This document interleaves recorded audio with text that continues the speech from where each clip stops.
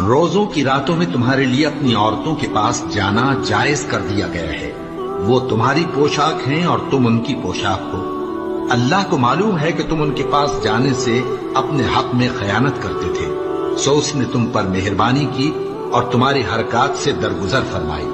तो अब तुमको इख्तियार है कि उनसे मुबाशरत करो। और अल्लाह ने जो चीज तुम्हारे लिए लिख रखी है यानी औलाद, उसको अल्लाह से तलब करो और खाओ और पियो, यहां तक कि सुबह की सफेद धारी रात की सियाह धारी से अलग नजर आने लगे।